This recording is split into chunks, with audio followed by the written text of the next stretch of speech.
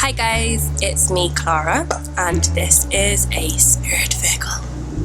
Thank you so much for coming back. I also want to say thank you for the amazing feedback that I got. You guys have well and truly made me feel your love, and please know that it is so appreciated and encouraging and inspiring. Don't forget to subscribe, because your girl will be bringing you all sorts of wonderful things to make you feel better, make your life go in the direction it should be. If there is one thing that we all need, it's a little direction for our spirit vehicles to travel in. So let's get our asses in gear and our lives on the right track.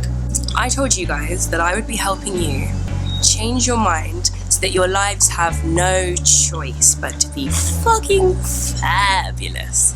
But I'm gonna have to do this in 3 parts, because each of these parts is so fundamentally important that it would be a dishonor to the message that I'm sending you guys to shorten it into one video. So here's one of 3.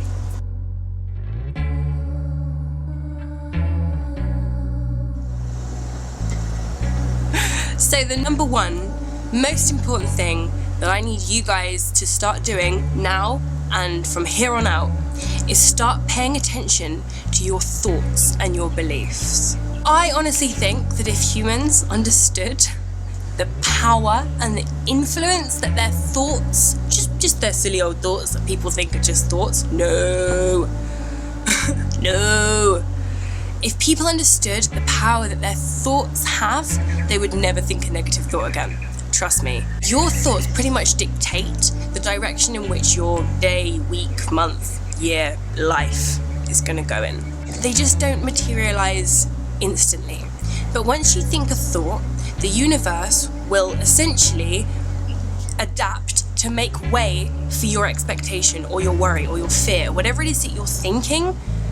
As soon as you introduce that as a thing into reality, whether it just is in your head for now, your external reality will make way for your internal reality. And I cannot stress that enough. And that is why it is so important that you guys start watching what you're thinking. Now, I know that's easier said than done, but you need to realize that there is a difference between the thought in your head that has come from you and the thought that is in your head that comes from your shithead monkey brain. Basically, you have a voice inside your head whose sole intention it is to fuck your life up and to keep you small and keep you feeling unimportant and keep you feeling powerless and to compare you to other people, to make you feel like you and other people are separate. So you need to distinguish which is your voice and which is your shithead monkey brain. Should we christen him that? We're gonna christen him that. Mr. Shithead Monkey Brain. The difference that you guys need to learn is that you are the person that is listening to that voice in your head. And that's fucking hard to do. It's so hard to do, is to distinguish between yourself and that voice, but you need to understand you, the person that you are, your soul, is the observer. And when you stop and you learn how to meditate, for example, meditation, successful meditation, is when you manage to quieten down that voice. When you manage to shut that voice up.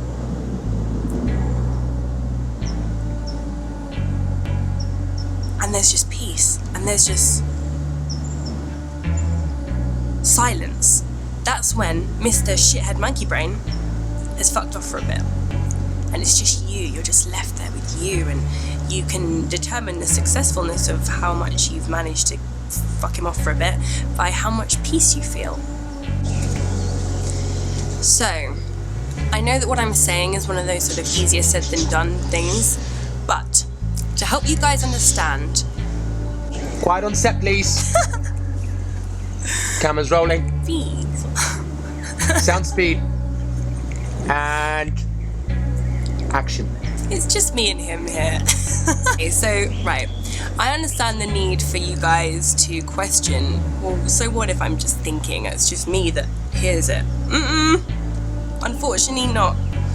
Thoughts are not just a thought.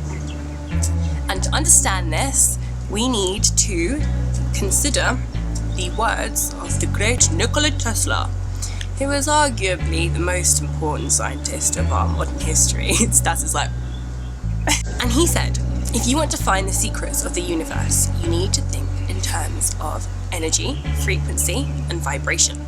A thought is a frequency. A thought is an energy vibration. An emotion has a particular frequency. If you imagine it as a wave, when you think and you feel something, you are creating like a wave ripple, which ripples out into the universe. Obviously, we can't see it, but we know it's there. Just the same as radio waves or microwaves or anything like that, emitting.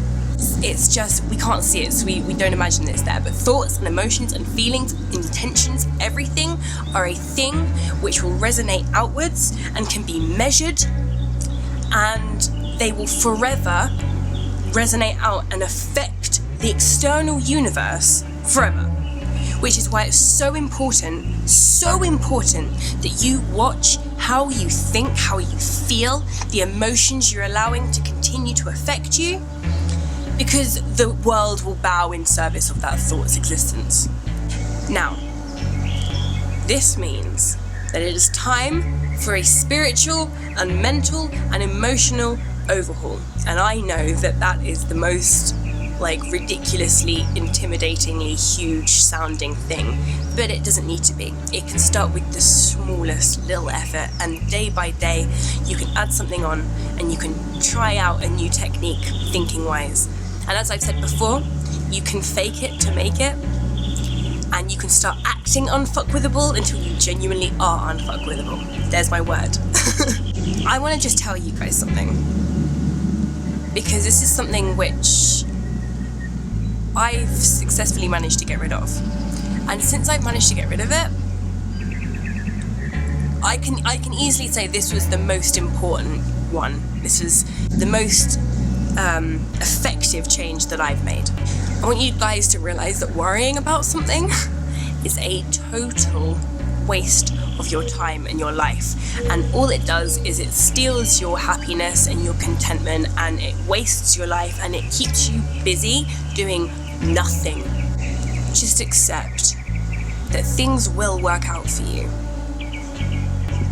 and as soon as you accept that they will work out, and that life is just a fucking journey that's going to be full of ups and downs that are here to test you and build your armor and make you stronger and fill you with experience, as soon as you accept that all of that is just part of the journey, you will get better. I promise. Your life will feel better. Everything will fall into place. But first of all, you need to get rid of your worrying if you can. I understand that's not easy, but as I said, a little bit at a time, that's good enough.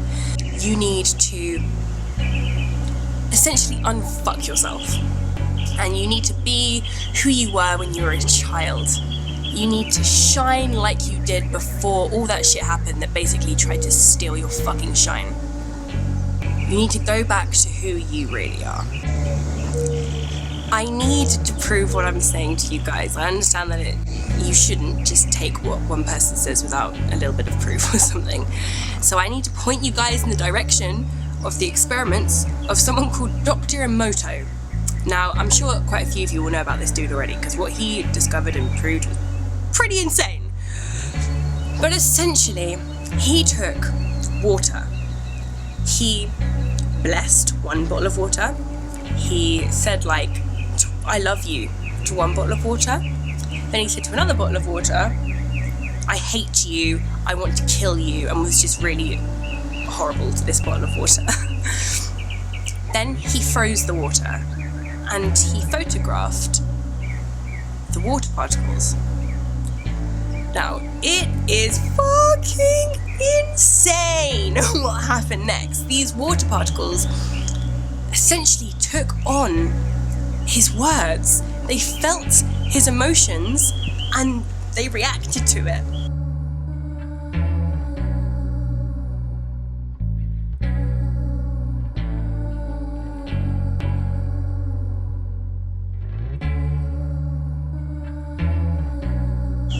Now, if you imagine that you are made up of mostly water, then you start to get a bit of an idea of how much influence and how much of an impact our thoughts and feelings and everything has over our bodies.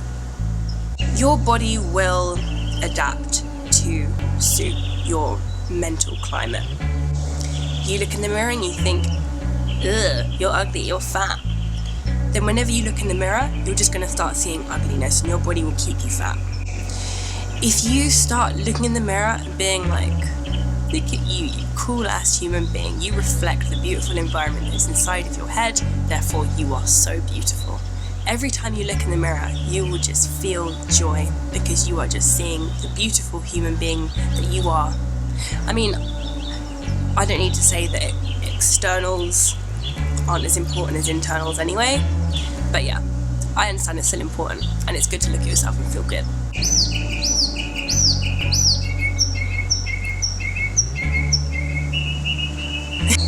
My darling boy just reminded me of this, and it's a fantastic point. And I've got to give credit to the wonderful Tony Robbins, who actually revolutionised the way that I thought with this very thought and way of thinking. Essentially, if something bad has happened to you in your life, if a person has somehow wronged you or done something to you that you resent or are upset about or whatever, if that badness, that bad person, that bad experience, whatever, has also somehow made you a stronger, bigger, better person, then you also have to thank that experience. Blame them. By all means, blame them. But blame them intelligently. Blame them wisely.